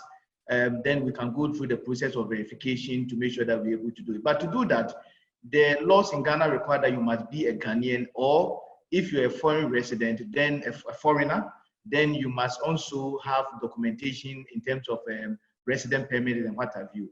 So what we advise is that if you are that Ghanaian in the diaspora, get a Ghanaian passport, a Ghana card, a voter's ID card, a Ghanaian driving license, then we can accept it as your proof of a form of ID. Under normal circumstances, because you are not here, you may not have any kind of document that will prove your address to enable us to proceed. But what we, Bank of Africa, we've done is that we will accept your proof of address, and sincerely, we know that we are not here. So wherever you find yourself, the address that you have is what you must use. And therefore, your bank statement, utility bill, and any other document that bears your name and the current address that you find yourself will be acceptable to us. Then we get to the point that we need to verify who we are dealing with, because I'm sure you bear with me that there are issues of identity theft and what have you, and we need to be careful that somebody will not end up using somebody's name to and details to come and open an account and run it here and do all manner of things. So we'll go through process to confirm. And we've had conversation with the association leadership. We will allow the association leadership to confirm the identity of the people, the person going to open the account, and that will suffice for us. And after that, our relationship officer who will be assigned to the account will also call you and have a video call with you to confirm that you are truly the person that they are dealing with. And after that, we believe that immediately we have account. Now, these days, because of technology, there's no need for you to be physically present in Ghana to be able to run your account. There's no need for you to have a checkbook before you can make effect payment from your account. Be a business account or be an individual account. You don't need that. So we provide you the opportunity to have an internet banking, a secured internet banking that we call BOE Web, that you are able to use that one to effect payment almost instantly to anybody that you need to make payment to. We also allow you to use our mobile banking platform to also make payment within country to mobile phones, to any other bank account. You can also have that. We have our Visa debit card and Visa prepaid card that we believe that family members and business associates that you have in Ghana, that you have to give them support in order for them to meet operational expenses. You should be able to remit money from your account into these card for them, more especially a Visa prepaid for them, so that they can use it. You yourself, if you have funds in Ghana, you want to have access to it, we'll issue you the Visa debit card that you can have access to it. Then you can use it there. Now, we know that some of you are interested in running a business in Ghana. And running a business in Ghana, one of the things, because you are not here, one of the things that you'd be interested in most is to ensure that you channel your payment into your bank account. There, you know that you can have control over. So that you reduce the cash that the operators will be holding here and give you all kinds of stories. So we provide you POS. We give you a platform that somebody who wants to pay for goods and services can use the GIP instant pay and basically move money from their bank account into your bank account almost instantly. Within a matter of a minute, it will reflect, and then if you need to release goods to them, you can release goods to them. We have the GR code, that is a scan, the normal standard QR code that we can also have. We have the Proxy Pay, and all these products are there that you can use, you can leverage on them to make sure that goods, payment for goods and services also immediately reflect in your account before you release them to them. Now, BOA, what we've done is that we've segmented our customers into three. We have our retail segment, and then that is basically taking care of the individuals. We have the SMEs that we provide rare support for them, and we also have the corporate segment that we support them also. For the individuals, we know that your need may be that you want to save money so that if you find yourself in Ghana, you can have access to it. And we allow you to operate accounts in both Ghana cedis and any of the foreign currencies, major foreign currencies that we have, be Ghana, be USD, be Euro, and be the British Pound. We also have this in the savings account and current account, but we have a hybrid product that we call a Pearl account. Basically, it's like a hybrid of savings and current account that allow you to have access and interest on the account. You do not pay any account maintenance fee or any COT on the account, but you need to maintain a minimum of 5,000 Ghana cedis in the account for you to be able to enjoy that. Now, the good thing is that all these things provide opportunity for you to be able to remit money, save, and then anytime you have any need for it, you can move it around. We provide great support for you in terms of mortgage, and the earlier presenter spoke about the mortgage industry. We know that there are instances people who want to acquire a vehicle and keep at home so that when they come home, they will not need to rent a car or struggle with cars. We provide this opportunity for you. Remittances, equally, you can also move money from your account at your base through a secure channel in the banking system, also to your account in BOA. And If you need to remit money to family members or business associates or whoever that you want to support, you can equally move it through the Visa. You can move it into the Visa prepaid. So you have a family member in Ghana that you need to remit money to. You move the money into your account, and once you have the money in your account, once you have issued a Visa prepaid card to the family member or whoever you want to send the money to, you can go to our BOA web platform and then the internet banking platform, and there you can request that we do the transfer for you. We give you all the digital product that I spoke about earlier on to allow you to smoothly run your account without visiting Ghana or visiting any of our branches. For the SMEs, equally we provide the same support for them. We have the current account, be Ghana CD free foreign currency, and then being the Forex. And I must spell out the distinction here. If you receive inflow from outside into your account, if you have a foreign account, we'll put the money in there for you.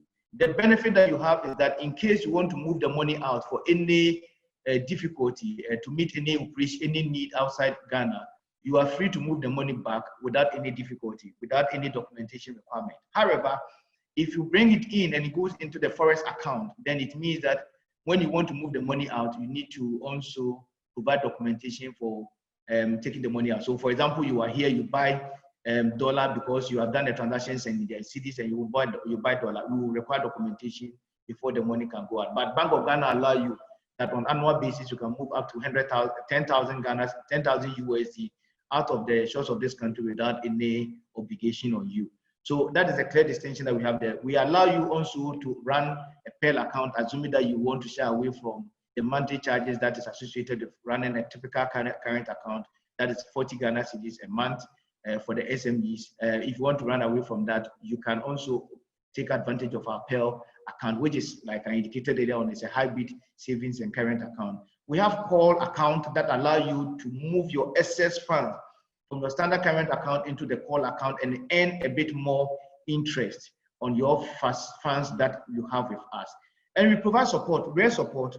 What one of them we call SME support facilities, basically unsecured facility for our customers who are doing good business that we believe that we need to support them and nurture them to grow. We provide that support for them. We look at the activity that you're doing and we determine how much you can qualify and we support you.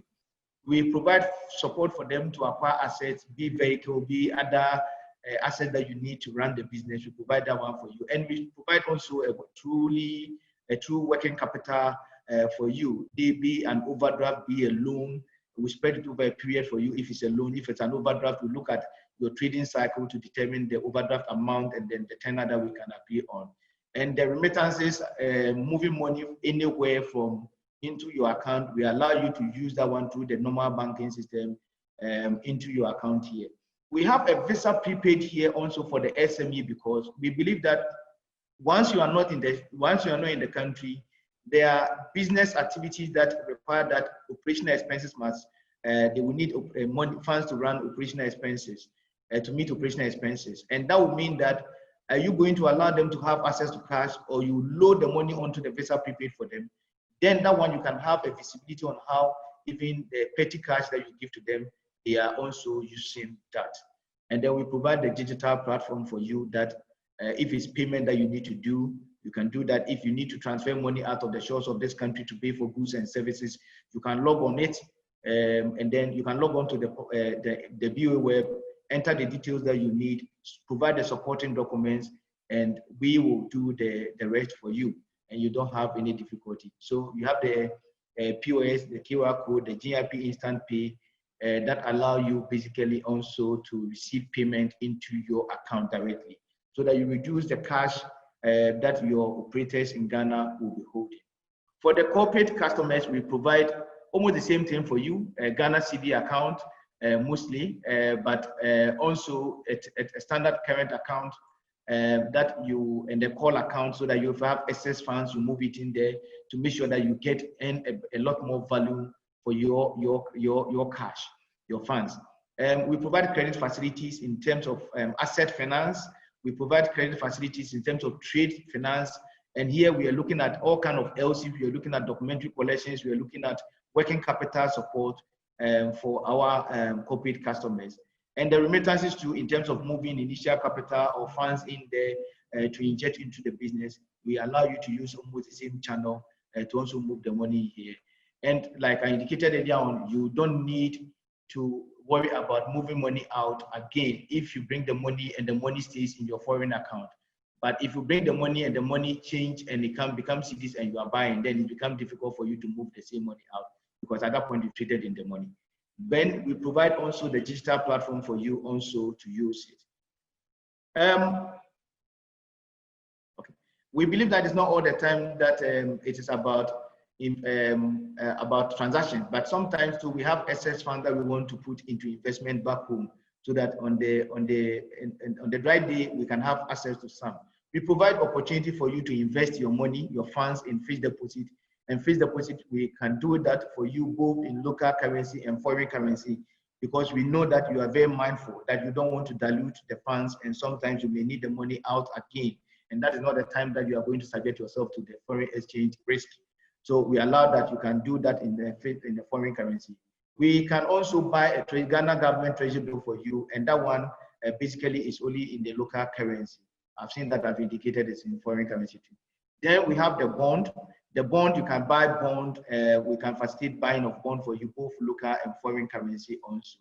And then the repo is a special product that BOA we've come up with. Basically, what allows you is that we have instrument that we are buying, we sell it to you, and then we execute a buyback agreement with you, so that when it matures, we also buy it back for you. So you get a higher interest rate, more than the fixed deposit also. These are some of the investment avenues that we believe that you should be able to put your money in. But the repos, the treasury bills are basically in only Ghana cedis, but the bond and the fixed deposit, depending on the bond, depending on what instrument is available, you may have it in foreign currency, and the fixed deposit, you have it in CD and foreign. We provide a good support for our customers in terms of trade, using our presence in 3 continents, basically Europe, Asia, and Africa. And our extensive network in Africa basically provide opportunity for our customers to be able to do this. So we provide support for our customers. We link them up with customers in other areas that we are operating to do documentary collections for them. We do letters of credit for them. We do guarantees for them, so that if the goods needs to be released to them, we are able to release it to them. Suppliers are able to release the goods to them. We also have avalization. We do avalization and discounting of avalized bills. And basically what it is that you may have an instance that you're exporting goods to, say, Togo. We have a bank in Togo. What it is that BOA Togo will give us a bill, it will avalize a letter of credit to us, basically adding their guarantee to it. And that means that we can discount that one and immediately give you your money, so that you can quickly have the funds to run around. We also do LC's confirmations and the guarantees for our customers, and then we also negotiate documentary letters of credit for them, for our customers also. And then one of the best things that I believe that we are good in, and then the bank had won award over the years, is advisory services. We have a very competent team, strong team in our trade department that will provide you the necessary advisory services that you can do. And then the last one is that the speed of our transfers. You can initiate transfer from Ghana to US, and today the money will hit the account today. You can initiate transfer from here to Asia, and the money will hit the next day. And these are the SLEs that we have with our customers that we have signed up to, that will make sure that once the funds are available and there are no encumbrances on them, we're able to move them for you. I believe we've done a lot, and I wouldn't want to take much of your time. We spend much of the time, so I'll end here, and I hope that more questions will come. But we are here to support you so that you can succeed and also integrate better in Ghana. Thank you very much. Alex, thank you so much. Extremely insightful, but please do stay with us, because the last few questions that have come in are directly to you. So, okay, I'm here, Letitia. Okay, great. So the first question is, if I open a foreign currency account, for example, using Euro, is there a limit to how much money I can transfer to my foreign bank account without documentation? This is somebody transferring from their Ghana account, which is a Euro account, to their foreign account. They're the owner of both of those accounts. Do they require documentation? Okay. So the whole thing is that once you bring the money in, unless it's a money that when we move out, it will change the situations in Ghana. But I'm sure the standard money that comes in, you should be able to move it out without any documentation. There's no limitation on you. Once it comes in, you can do it. And remember, on the investment side, you can bring funds in to invest. And when the investment matures, you can also send the same amount of money that you brought in plus the interest that you have, whatever earning that you have had on it, back to wherever the funds came from. So there's no limitation on that one for you. Okay. And Alex, you were telling us about all of these exciting financial products, but you weren't necessarily talking about the interest rates that are available. So what are the interest rates that you have available on your bonds and also on the savings accounts?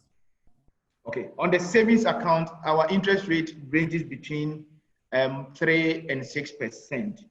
On the bond, depends on what the coupon rate of the institution that is issuing the bond.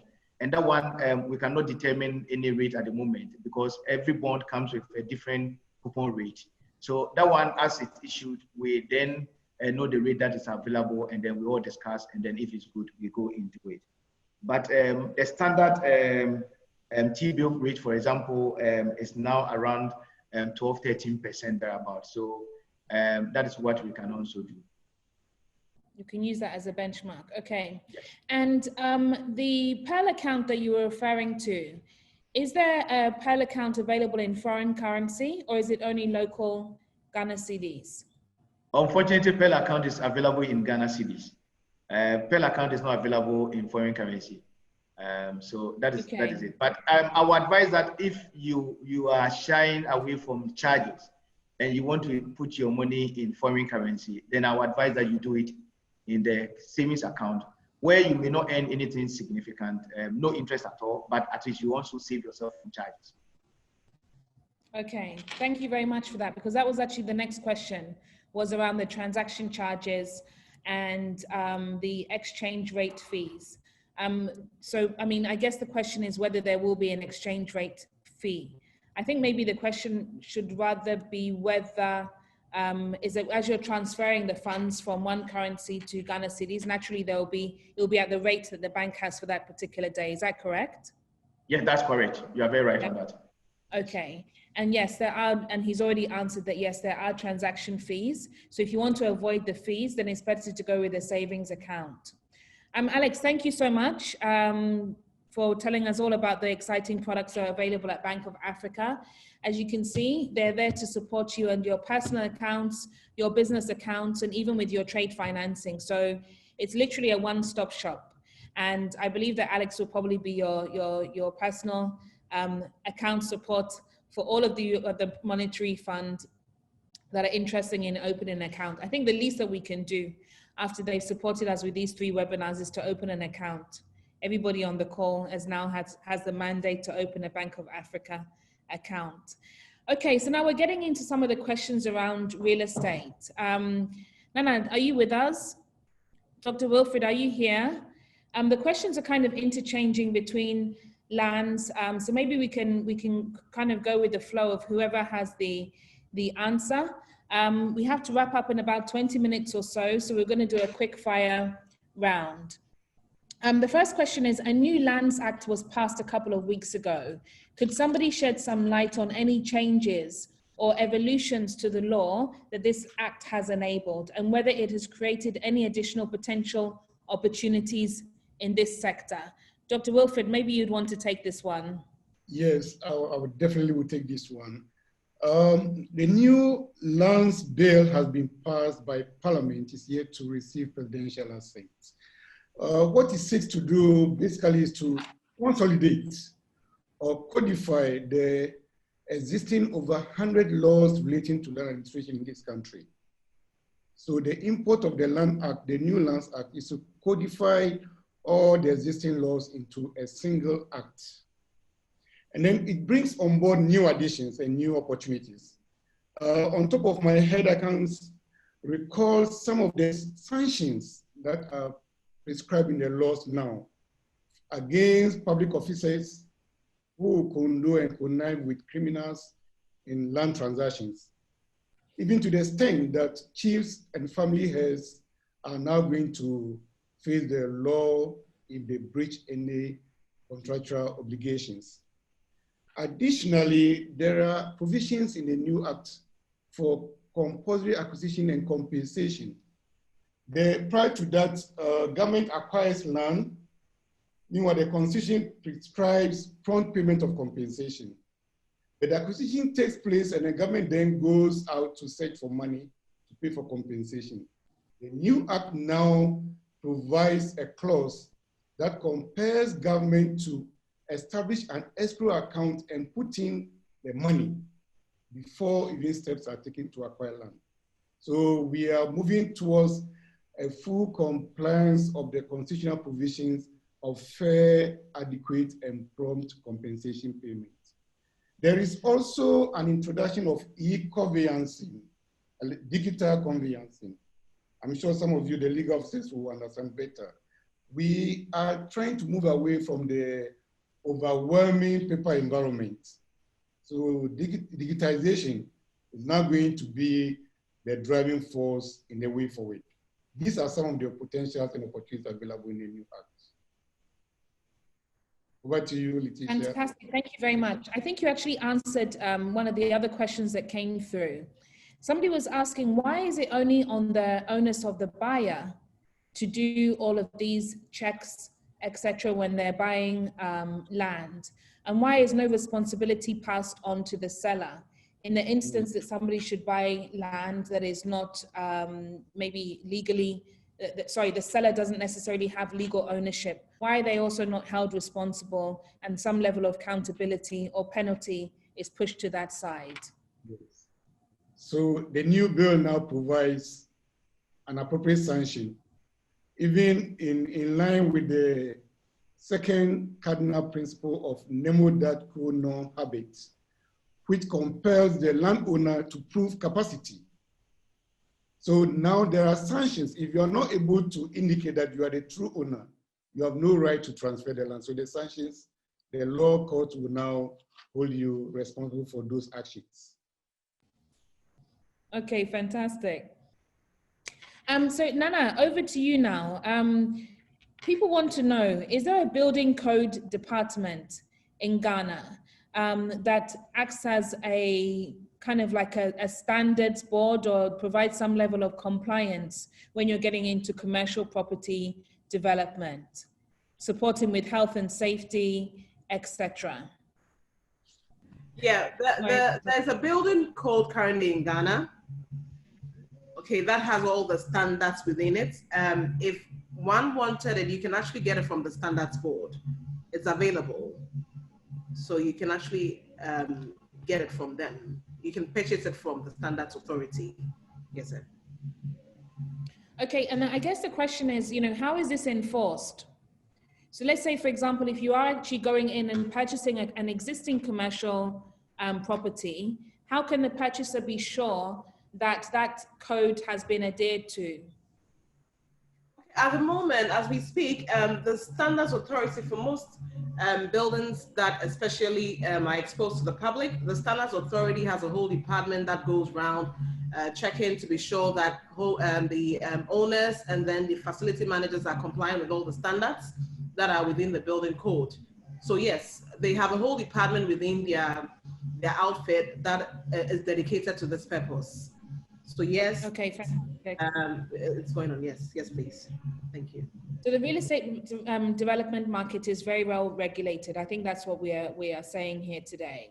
Yes. Okay, so another question coming in: can an investor do an outright purchase of land in any region of Ghana, or can you only lease the land? Is it possible to outright purchase land? Yes, Letitia. There are very few lands that are owned on freehold basis by individuals and families. Such lands have freehold interest, which can be conveyed to a purchaser outright. So those lands are available, but they are very, very limited. Okay. And can we take out mortgages to buy land? Or is it only for property? Yes, you can. You can take a mortgage to purchase a piece of land. It is called land purchase mortgage, right? And it's available. The only caveat is that the land must be in a good location and must have all the documentation right, because the bank will need to secure that. It's a bit riskier loan, obviously, but it's available. Some of the, you can get it if you talk to a bank. Yeah. Okay. And then coming back to the leasehold, what happens after the 99 years, or what happens after the expiration of the lease? What is the process in place for that? There are two ways of curing this defect. The first approach is to ensure that your original lease has a renewal clause. So I will encourage prospective buyers to negotiate strongly and make sure they have renewal clauses in their leases. If you do have a renewal clause, then you have a very bright chance of getting your lease renewed on expiration. Otherwise, if there are no renewal clauses, you still have to go back to the landowner and renegotiate for a fresh lease. And I'm sure the law will be on your side to ensure that you have a fair deal. It all depends on your negotiation powers. So the best bet that you can have is to make sure that from day one, you insert a renewal clause that on expiration of the existing lease, it shall be renewed for a further term of, say, 45 years or 50 years. Very interesting. So make sure that when we're doing our documentation, we insert the necessary clauses to protect us and safeguard us for future eventualities. Okay, so now a very interesting question just came in here. What if the land belongs to two people, which happens quite often as I think the discussions have gone on, and one of them happens to be dead? If the other person wants to sell, does the living person have the right to sell without getting any kind of permission from the family of the other landowner? Naturally, we wouldn't be able to ask the deceased, so I would assume it means the family. Yeah, Letitia, if you buy a property in joint tenancy and your other party passes on, naturally, you know, when one person passes on, he may have a will or may die without a will. So the provisions of the will will determine if that property is listed in the will. If it is listed, then you need to approach the successor in title. But once you pass on and you have a will that somebody should inherit your assets, the successor in title steps into your shoes, and then he is the one that you have to approach as a party to the transaction. And if the person died intestate without a will, you normally will go to the courts for a letters of administration. That letters of administration will appoint an administrator, and I will expect you to assume that the administrator of that deceased person will step into his shoes to negotiate on his or her behalf. Fantastic. Sorry, did you want to add something else? Over to you, Letitia. So you see, when we are putting these panels together, we choose extremely knowledgeable people. They've been able to give you a step by step on the process here. We're not just talking high level, ideologies. We're getting into the nitty gritty and the details. A couple more questions on the land. I have built upon a piece of land. What happens after the 99 years lease expires? I think we've already answered that actually. I think we said that you need to have a renewal clause in order for you to be able to renew land. No. This is a different story. Okay. I have a 99-year lease, and I've enjoyed 10 years of that lease. So no, that's a different question. Exactly. So technically, I have a residue of 89 years. So if you approach me that you are interested in that land, remember the second principle once again. The nemo dat quo non habet says you cannot sell to somebody what you have. So if I have only 89 years lease as a residue, that is exactly what I can transfer to the purchaser. You have no right to give him or her a 99-year lease because I don't have 99 years. I only have 89 years unexpired. Okay. And then the question that I was just looking at was, I built upon a piece of land. What happens after the 99-year lease expires? Is that the renewal clause that we were referring to earlier, or is this also a separate? The renewal clause applies. Okay, I thought so. Yes. Okay, so I think we've gotten into all of the questions about the land. So Nana, I'm bringing it back to you now. Somebody's asking, what is the best way to protect yourself if you're a real estate investor? It seems like a pretty broad question, but maybe you can just give us a couple of high-level tips. If you want to start investing in the real estate market in Ghana, what is the best way to protect yourself? Okay, like I already indicated, first of all, you need to have your documentation in place such that you limit all various risk, okay, such that when your development starts, you don't have problems from the regulator and all. And I also mentioned that when it comes to your land or whatever, when it comes to your land, you need to make sure that you protect it as much as possible to stop people from encroaching on it, which is very critical. A lot of people don't do that. They buy huge acres of land and then they are not able to protect it. And mind you, that is your stock in trade. So you need to be able to protect it as much as possible. And then, well, there are managerial concerns. Who is doing your construction? Who is doing your project management? Are you just leaving your entire business to who are the professionals you're leaving your business to? So, you know, there are various things you need to look at from various issues, from managerial to your land protection to even your after sales management, who is handling your FM, who is handling your estate management, a whole lot. So like you indicated, it is a broad question, but I feel that there are various steps that you can always take, and you can always Thank you. Yes, thank you. Thank you very much. Okay, so another question coming in on the land side. I have purchased a big farmland, but I haven't finished the payment. Since I can't register it until it's fully paid, what can I do to protect the investment that has been made so far? You have a document. If you haven't paid, will they execute the document? No? I'll be surprised. Yes, he said, since he can't register until it's fully paid, Yes, so what can he do in... You have no document in hand.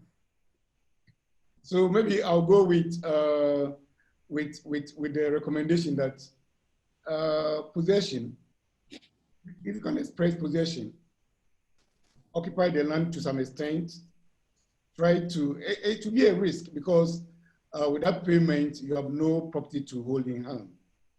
So I would rather recommend that when you are ready, find money, make full payment and get the document executed. Okay. There's another question here, which I think I'll take. The question is there an office in Ghana set up for diasporans? And in what way do they help us, as a group or as individual diasporas, or only on investment issues? So yes, there is an office that's been set up at the presidency on diaspora, and they're there to support with a number of different issues relating to the process of moving to Ghana, relating to investments. There's a whole diaspora affairs office. They specifically located this at the presidency because they wanted to demonstrate the importance of the diaspora to the development of Ghana, and they felt that being situated at the presidency would really echo that this is the heart of the government's mandate, is to try and attract and bring more people back to Ghana. So yes, we do have that facility available. There's another question, but I do feel like we've answered this in the presentation and the discussions, but I'll run through it anyway. This individual is saying about the confirmation of a family land, ensuring that the family that's trying to sell the land are the actual owners of the land. I think we spoke about the necessary checks that need to be done at the Land Commission. He's asking the question, do I need to consult the chiefs before I make full payment? If it is a family land, you don't need to go to the chiefs. You should be dealing with the family head and his principal elders. There are two separate, you don't need to go to the chiefs if you are dealing with a family land. The family land, you approach the family head with the family elders and make sure you negotiate and conclude with them. Okay, I'm jumping in with a final question here. Is there any collaborations between the regional land commissions and Accra? If you bought and registered your deed only to find out there is an executive instrument on the land in Accra, wherein lies your relief? That level of English can only come from Mr. Sam. Can you repeat the question? It's not too clear. I think the question that he's asking is, yes, are there any collaborations between the regional land commissions and Accra? So if you've bought and registered your deed, only to find out that there is an executive instrument on the land in Accra, where is your relief? So how would you mitigate that situation? Good. Your relief is compensation. The Lands Commission is decentralized. So you begin and end all the processes in the regions. Executive instrument is the powers vested in the president to acquire any land in this country. So when an executive instrument is published, it means the government has compulsorily acquired your land and your only relief is to submit your claim for compensation. Fantastic. Okay, so I think we need to wrap up, but we do have just one more question that just dropped in. If all we are doing is trading leases, then who actually owns the land? Very good question. And who's getting paid for the renewal of the leases? Good. Can you help? Yes, I can. Lands, there are three main categories of lands in this country. We have the state lands, we have the stool lands, and then we have the family lands. So the stool and family lands are held in trust for the people of the stool of the family. So they can only grant leases to non-family members or non-members, people who are not from the stool. The freehold or allodial interest is vested in the stool in perpetuity. So all lands are held in trust for the people by the chiefs and the family heads. On the other hand, for state lands, the Ghana government has compulsorily acquired a number of lands in the country. And all these lands are vested in the president in trust for the people of this country. So the government can grant you a lease through the Lands Commission, and the freehold interest in those lands are held by the state, held by the president. Thank you very much, Dr. Wilfred. You've really helped us out today. As you can see, this acquisition of lands is really a challenge for a lot of people. There are a lot of dark spots that are not too clear, but I hope that you've been able to shed some light for a lot of people. There's another statement, but I'll just take this one myself. Are there any red flags in purchasing lands? I think we've gone through a whole checklist, which will be available after the show. You can get access to the slides, get access to the recording. And if you have any further questions, Kojo is going to put the email address in the chat box right now. We have to wrap up.